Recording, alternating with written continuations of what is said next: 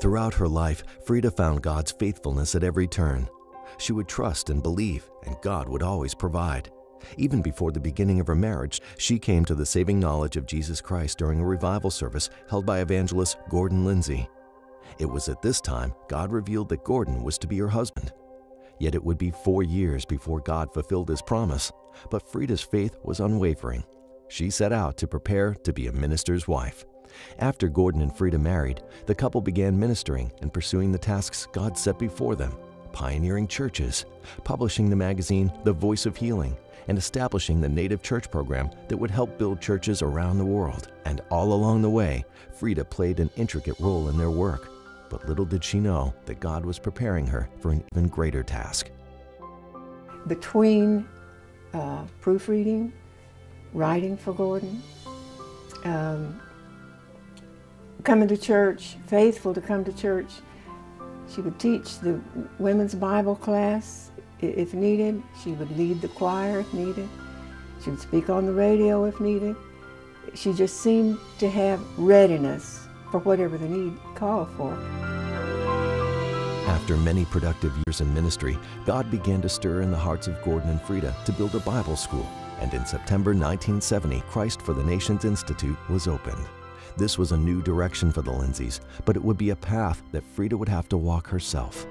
Just 3 years after its inception, Gordon suddenly passed away, leaving the school's future uncertain.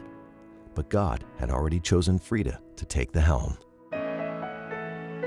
And it was like, what will take place now? And then the Lord seemed to say, His partner. I call both of them into this work. She can do it. Faithful to the prompting of God, Freda took her diligent work ethic and passion for the gospel and led CFNI into new, unforeseen territories. During her leadership, God provided miraculous funding to pay off various buildings in record time, and land was donated to the Institute. Freda traveled extensively around the world, raising support for the school and continuing the work she and Gordon had begun. Today, CFNI has 48 associated Bible schools in 33 countries, and more than 12,000 churches have been completed in 109 nations with the help of the Native Church program. She worked to provide humanitarian assistance and support to orphans around the world, helped to immigrate 2 Russian families known as the Siberian Seven from Moscow to the U.S., and has been a loyal supporter of the nation of Israel, leading more than 30 tours to the country and promoting a love for Israel through the Christ for the Nations magazine, seminars, and the annual Bless Israel Day. We've seen how steadfast and how faithful she's been to defend the cause of Israel internationally, throughout the states, to be a voice in the wilderness, as it were.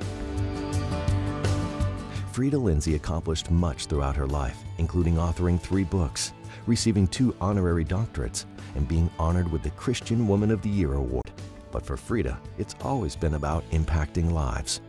Freda taught us that with a willing heart and God's faithfulness, it is possible to change the world.